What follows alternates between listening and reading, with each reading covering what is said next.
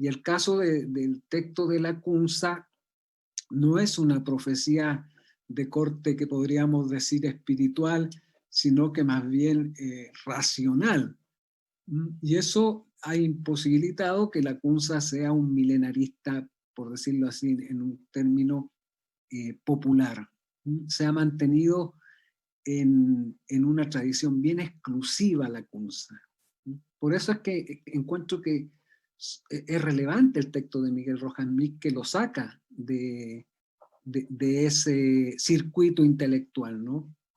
Y es lo mismo que creo que podría aportar la publicación de lo que viene trabajando Ceruti acerca de Lacunza, colocarlo en otra tradición de pensamiento. No sé si con eso respondo. Gracias. Vale, gracias. Hay una pregunta de Rubén Cerrillo. Dice lo siguiente, y tal vez sea para Hugo, para Pablo. Hugo, sí te recuerdo que hemos estado escuchándote con algún ruido por ahí. De repente, por favor, para escucharte con mayor claridad. La pregunta de Rubén Cerrillo es, ¿podríamos comenzar a tejer algunos nodos que conecten a los filósofos entre sí? Es decir, como una raíz para lo nuestro americano.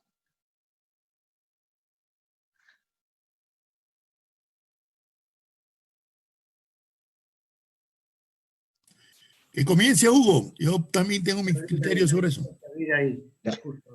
No, estaba hablando para el vacío, como solemos hacer los filósofos, así digamos, clamando en el desierto cada vez más.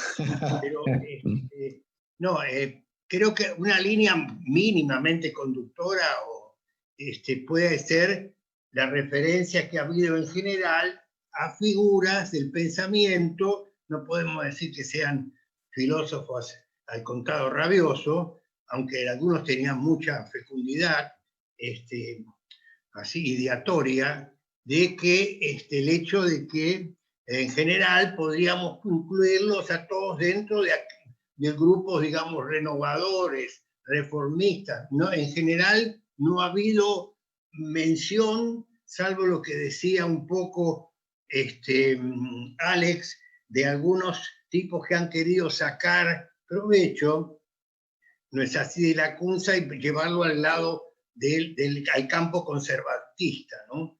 Pero en general son todas figuras que vos podés decir que estamos dentro de una línea progre, de una línea, digamos, entre avanzada y de alguna manera cuestionadora, o del establishment, etcétera, etcétera. Entonces, y que es probable que a lo mejor sea la tónica en general de todo especie de foro que se ha abierto, ¿no? La de que no aparezcan demasiadas figuras, digamos así, retardatarias o, en fin, que tiran, son los enemigos del progreso, como se decía en otra época, a la cual yo, por suerte, apenas si zafé un poco, ¿no? Porque todavía se hablaba bastante en esos términos, digamos que, bueno, podía hablarse hasta, por lo menos hasta principios del siglo XX, en las luces del progreso, parecía que iban a iluminar, no sé así, el sendero de la humanidad, etcétera, etcétera. Pero bueno, esa tónica, en general han sido pensadores, podíamos estar incluyéndolos dentro de un campo así como podríamos decir, renovador, refrescador, incluso algunos casos bastante, como si así, insólitos, ¿no? Bueno, algunos que podíamos hablar, hemos mencionado, que podían ser precursores o antecedentes de corrientes liberacionistas o emancipatorias, bueno, se han tomado algunas figuras de la época de la independencia, y otros que, bueno, realmente llamado la atención. Así que por ahí a lo mejor ya casi si seguimos en esta tónica, en vez de hablar de la filosofía latinoamericana, podríamos acotarlo al caso de, digamos así, de los pensadores, digamos así, casi de vanguardia dentro del campo nuestroamericano, ¿no? En fin, eso. Por lo que hemos puesto acá, sobre la mesa.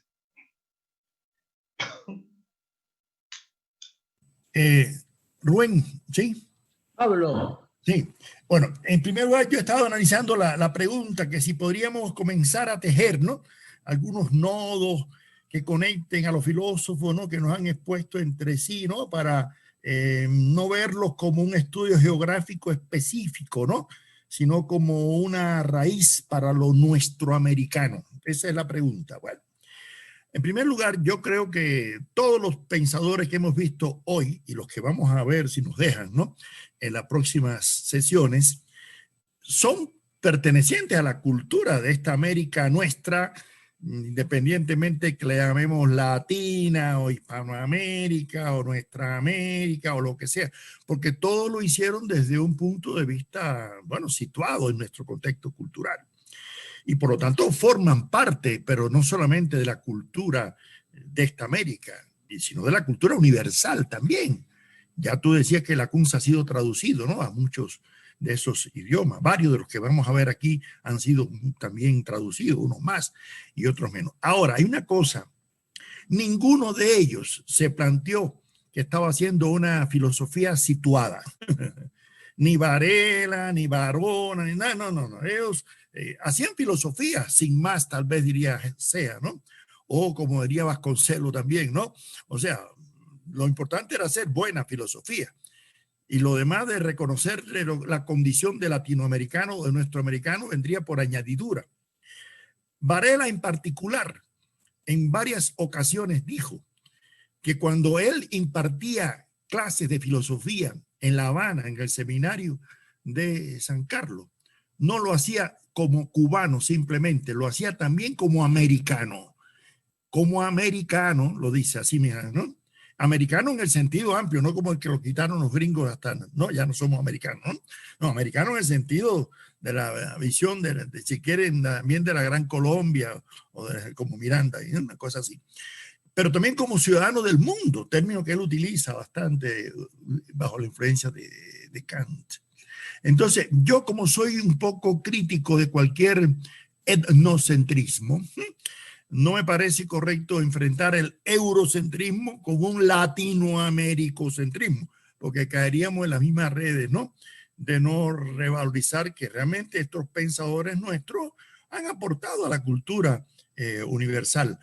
Hay que tomar en cuenta que en la época colonial muchos de ellos no tenían acceso a fuentes de información de otros pensadores de otras regiones, pero aún así las tuvieron algunas. Yo hice referencia a que Varela se nutrió, por ejemplo, de los jesuitas mexicanos que pasaban, ¿no? Por La Habana, por ejemplo. Pero no es que fuera tan como hoy en día, que miren, por internet nos estamos comunicando. Por lo tanto, no tenían un conocimiento muy amplio, ¿no? De la producción intelectual en la época colonial. Tal vez cuando avancemos más, claro, vamos a ver a fines del 19, principios del 20, otro momento, ¿no? Pero yo sí creo que hay nexos comunes al pensamiento de nuestra América. Uno de ellos yo creo que es eso que hemos dicho, ese humanismo práctico, esa vinculación ya sea a los indígenas, a los esclavos africanos, ¿no es así? A los trabajadores, ese carácter contrahegemónico, ese carácter de vincular el humanismo a un proyecto directo de emancipación social, ese optimismo epistemológico. Esos son elementos que yo encuentro en toda la producción del pensamiento filosófico de nuestra América. Muchas gracias, Pablo. ¿Algún comentario o pregunta más? Hay una pregunta muy precisa, pero si alguien más, por favor, ¿se anima? Hay una pregunta que me hacen en el chat sobre Sor Juana y se vincula con, bueno, la pregunta es ¿cuál es la presencia de la tradición bíblica en este pensamiento de Sor Juana? Bueno, yo creo que sí está ahí, ¿no? Está presente, pero a la obra filosófica que yo me referí, que es El Sueño, o El Primero Sueño, creo que tiene una mirada mucho más amplia, ¿no? O sea, ella sabe que es monja y concuerda con esos principios que le salvan un poco